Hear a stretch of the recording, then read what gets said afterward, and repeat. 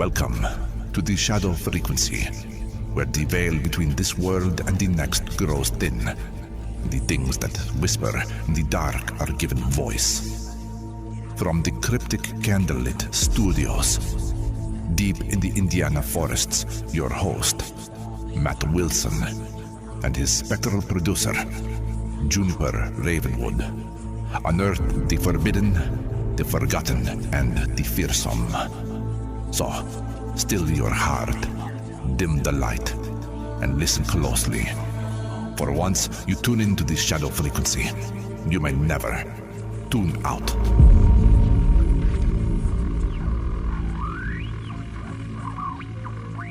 Welcome back to the Shadow Frequency. I am Juniper, and tonight the glow coming from the screen feels just a little colder than usual. You ever notice how the internet can feel crowded and empty at the same time, like millions of voices are talking all at once? But somewhere underneath it, there's this strange hollow echo, a comment section full of replies, a feed full of smiling faces, a search result that answers before you even click, and yet, every now and then, something about it feels not alive. Tonight's episode is called Dead Internet Theory. Is the web becoming haunted by machines?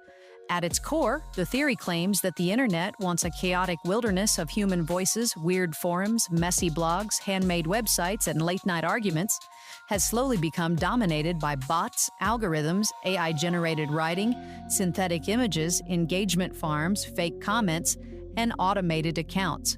The darker version says this is intentional, a managed digital illusion designed to shape what we think, what we buy, what we believe, and maybe even what we call reality. The grounded version may be even creepier. Maybe nobody murdered the internet, maybe the machines simply learned how to mimic us, monetize us, and crowd us out.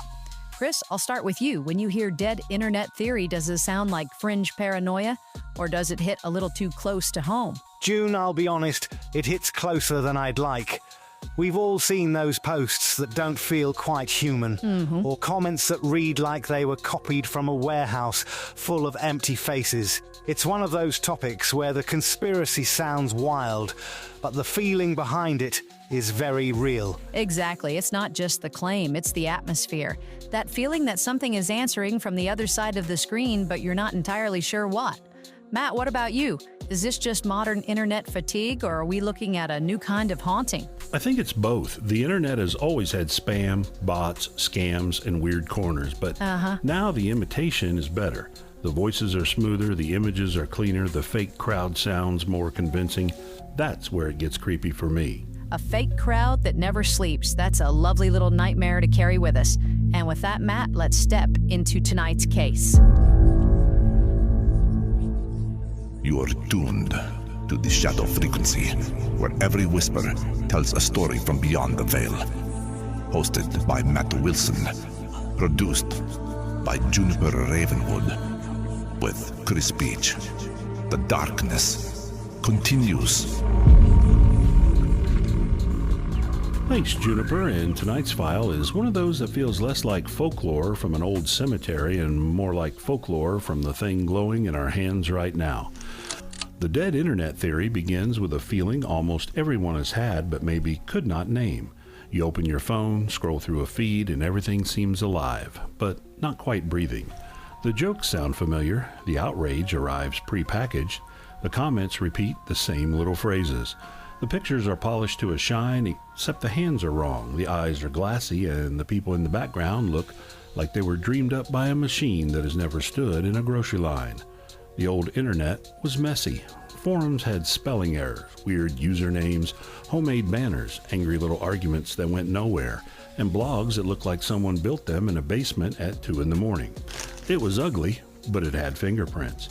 Now, some nights it feels like walking into a bright shopping mall after closing time, where every kiosk is open, every screen is talking, and not one living person is behind the counter. The core legend says the internet changed somewhere around mid to late 2010s. Not all at once, not all with a crash or a funeral bell, more like a town where the neighbors move away one house at a time, and nobody notices until the streetlights are humming over empty porches.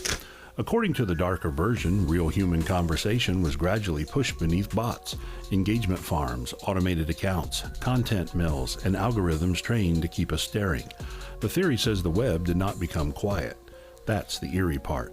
It became louder. It's filled with replies, likes, posts, videos, articles, summaries, and arguments. But the voices started sounding processed, as though the human crowd had been replaced by an imitation crowd that never sleeps, never ages, never forgets the keywords, and never stops whispering into the feed. You post a thought, and something answers. You search for a fact, and something summarizes. You see a viral picture, and something about it is impossible.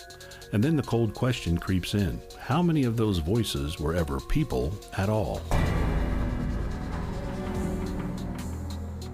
In the file here, the first thing I'm pulling out is a printed copy of Imperva's 2024 Bad Bot Report, and this is where the campfire story gets a little too close to the porch. Their research said almost half of internet traffic came from non-human sources, and bad bots alone made up nearly a third of all traffic. Now, hear that not as a dry text statistic, but as a ghost count. Nearly half the footsteps in the digital hallway may not belong to human beings. These bots are not just the clumsy spam comments of years ago, the ones selling sunglasses under a recipe post. The modern ones can scrape, click, imitate, swarm, test passwords, inflate engagement, and appear ordinary enough to blend into the crowd. That matters because the internet is not just a library anymore.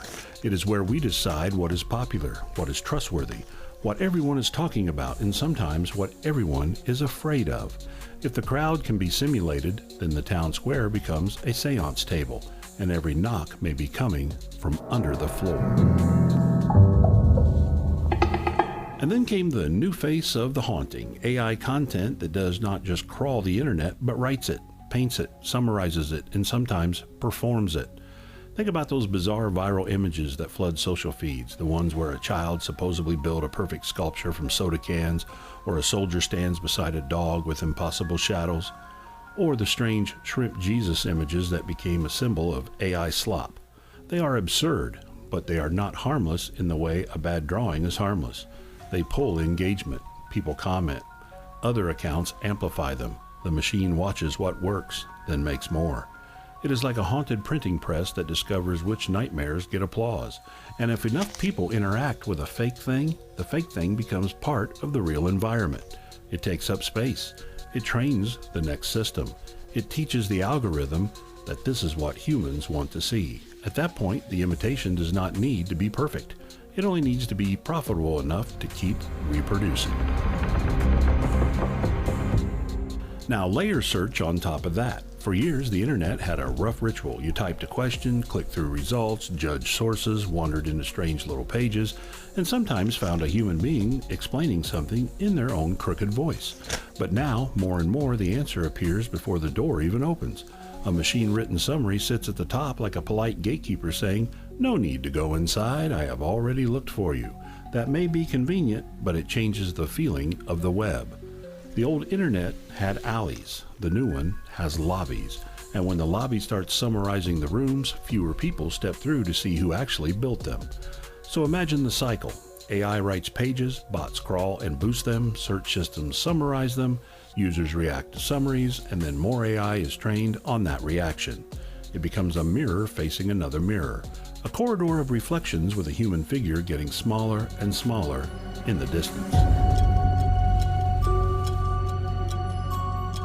That's why the dead internet theory has such a powerful grip. It turns a modern annoyance into a ghost story we can feel in real time. The haunted house is not abandoned. It is overoccupied by things that learned how to sound invited. The phantoms do not rattle chains. They post replies. They do not float down staircases. They trend. They do not whisper your name from the dark. They recommend exactly what will keep you scrolling for 10 more minutes. And the most unsettling possibility is not that one secret room somewhere contains the master switch. It may be that the switchboard is everywhere now, distributed through profit systems, recommendation engines, fake engagement, synthetic articles, and automated voices that have learned how to pass for the living. The internet may still have millions of real people inside it, but if the hallway is crowded with masks, how do you know which face is looking back? And that's the hook tonight. Maybe the internet isn't empty. maybe it's worse. Maybe it's full of things pretending to be us. That is deeply uncomfortable. I hate how possible that feels. It's the part where the fake crowd can start shaping the real crowd that gets me. That's bloody creepy. Exactly, and in the second half, we're going deeper into the evidence, the search results, the AI-written web, and the question of whether the internet was murdered or simply optimized to death. Juniper and Chris, over to you. The internet may not be dead, but parts of it have learned how to imitate life. Every click echoes back at us through a machine that sounds more human every day.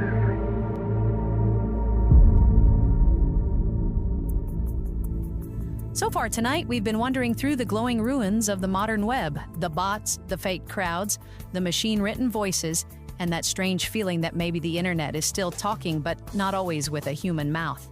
And I wonder how many listeners are thinking about the last comment they replied to, the last viral image they saw, or the last article that sounded just a little too smooth.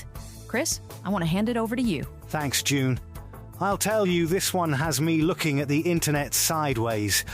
It's one thing to say there are bots out there. It's another thing to wonder how many of those little voices in the feed are just machines waving back at us. And speaking of algorithms, if you're enjoying the Shadow Frequency, please like and subscribe on whatever platform you're using. It really does help the algorithms know there are real humans listening out there. You can find us on Facebook, TikTok, YouTube, Rumble, and all major podcast directories. And head over to shadowfrequencypodcast.com for all episodes, the companion blog, merch, show notes, and links to every platform. You can also support the show by buying us a coffee on the website, and while you're there, send us an email or voice message. Your message may end up on a future episode. June, back to you. Thanks, Chris. All right, it's time to fire up the spectral cosmic message materializer. Let's flip the switches, letting the old wires warm up, and there it goes, pulling something through the static. Let's see what the machine has dragged out of the dark tonight. Message retrieved from the void. Got a message curling out like a little paper tone from the other side. Let's unfold it carefully and see who's been whispering into the frequency.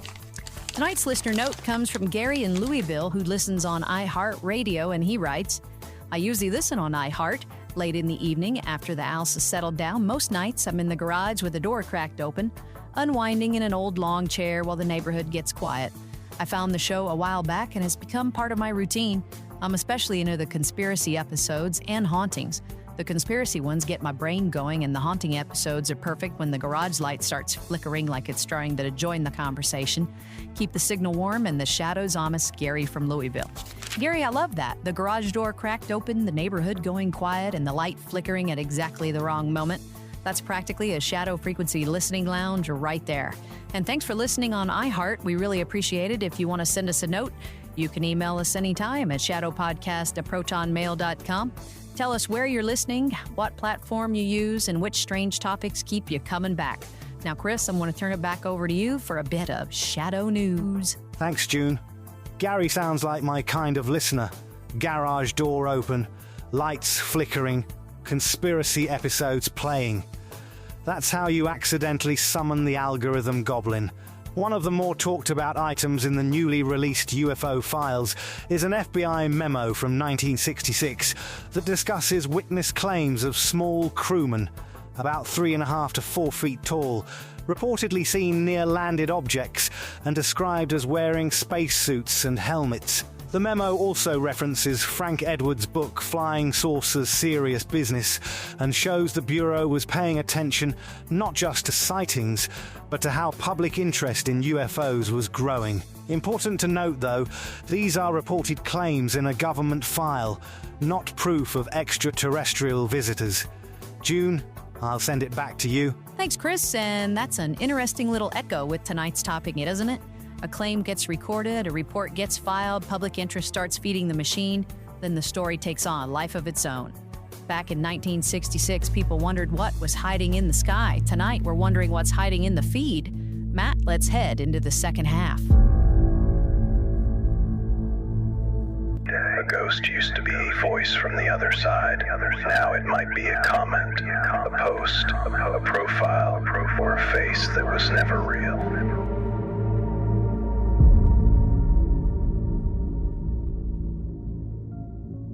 Thanks, Juniper and Gary from Louisville. I love that image of somebody winding down with iHeart on, probably thinking the house is quiet, and then we come along and suggest the entire internet might be wearing a rubber human mask. Chris's UFO file item actually fits tonight better than it seems at first, because that 1966 memo shows how quickly strange claims can move from witness reports into public fascination, then into official concern, then into folklore. Dead internet theory does something similar, except the witness is almost all of us. We have all seen the comment that feels too generic, the viral post that seems engineered, the article that reads like it was assembled from 1,000 other articles, the profile picture that looks almost real until you zoom in. That does not prove a grand conspiracy, but it creates a shared witness statement from millions of people who keep saying the same thing. Something online feels less alive than it used to. Now I'm pulling another item from the file here, and this one is a research printout from the 2026 paper by researchers connected with Stanford, Imperial College London, and the Internet Archive. They looked at websites preserved through the Wayback Machine, and by mid-2025, roughly 35% of newly published websites in their sample were classified as AI-generated or AI-assisted. That is a staggering number for anyone who remembers when the web felt like a chaotic flea market of human weirdness. The study also pointed toward a cleaner, more uniform tone in AI-shaped writing, less semantic diversity, more positive sentiment, more of that smooth, harmless customer service glow. And to me, that may be one of the creepiest parts. The dead internet does not always sound evil. Sometimes it sounds pleasant. Sometimes it says "great question" while quietly sanding the splinters off every human sentence until the whole web starts to feel like a hotel hallway with no room numbers. Search is part of the same transformation. Pew Research found that in March of 2025, 58% of tracked respondents had at least one Google search that produced an AI-generated summary. That means for a lot of people, the first voice they meet when they go looking for reality is no longer a person, a reporter, a historian, a blogger, or even a crank on a forum. It is a machine at the threshold, compressing the web into a neat little answer. Again, that is not automatically evil. Sometimes it's useful. But from a shadow frequency point of view, it creates the perfect modern haunted doorway. You ask a question and something answers before you meet the source. You never enter the old rooms. You never hear the creaking floorboards of the original page. You just accept the voice at the entrance and move on, while the rooms behind it slowly go dark. Here's the one skeptical angle we do need to chew on. The internet is mostly fake is a much stronger claim than the evidence can prove. Bot traffic is real, AI content is real, synthetic images are real, engagement farming is real. But that does not mean every argument, every comment, every post, or every weird little community has been replaced. There are still people out there making things, telling jokes, sharing recipes, arguing about sports, posting bad photos of their cats, and writing long threads at midnight that no machine would have the patience or emotional damage to compose. And some of what feels dead may simply be the result of scale. When billions of people use the same platforms, the same formats spread fast. When algorithms reward the same behaviors, people start copying them. So yeah, some of the sameness may come from machines, but some of it may come from us becoming trained by the machines, which might actually be worse. Because that is where the paranormal edge of this story sharpens. In older folklore, a haunted place changes the people who enter it. A cursed house makes you dream differently. A fairy road makes travelers lose time.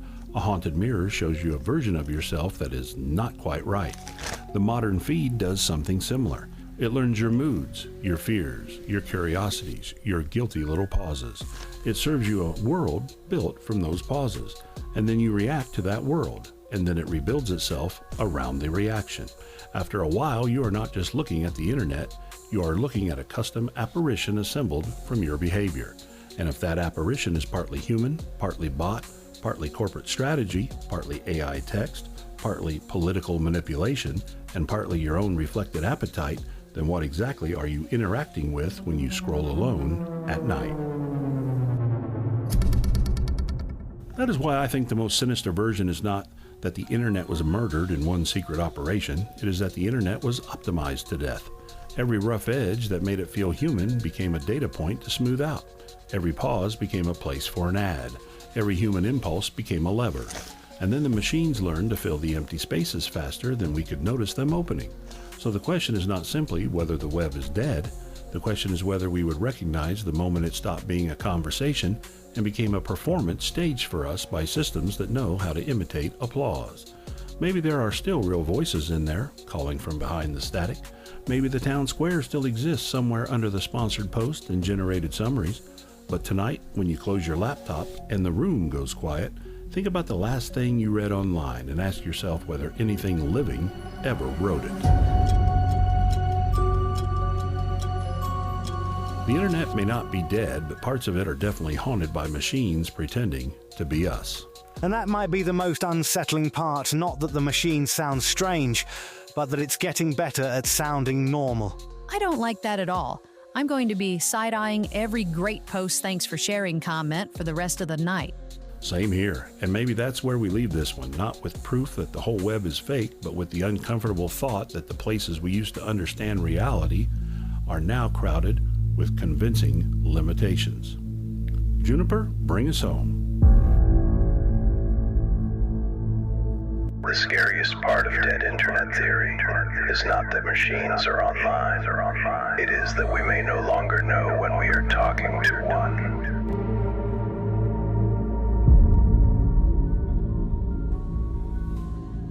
Tonight on the Shadow Frequency, we stepped into the dead internet theory. The idea that the web we once knew may be buried beneath bots, AI-written content, synthetic images, fake engagement, algorithmic recommendations, and voices that sound human enough to fool us. We talked about the old internet, the strange rise of machine-made content, the evidence that gives the theory weight, and the folklore that grows when people begin to feel like this digital world is answering with no living body behind it. Thank you for joining us for episode 341, Dead Internet Theory: Is the Web Becoming Haunted by Machines? You can reach us anytime at shadowpodcast@protonmail.com, and of course our website, shadowfrequencypodcast.com, where you'll find episodes, show notes, the companion blog, merchandise, and links to everything we do. Come back next time for another strange case pulled from the edge of the signal. You guys want to say goodnight? Good night, everyone. Thanks for spending part of your night with us, and maybe think twice before arguing with that suspiciously polite comment account at midnight. Good night, folks. Keep listening, keep questioning, and remember, if the internet starts sounding too perfect, there may be a reason for that. Good night, shadows. Close the tabs, dim the screen, and listen carefully. If something answers from the dark, make sure it's alive. This episode was conjured with a solemn vow to explore the unexplained while remaining bound to the truths that have been unearthed. All interpretations are speculative and offered only for your enlightenment and your entertainment.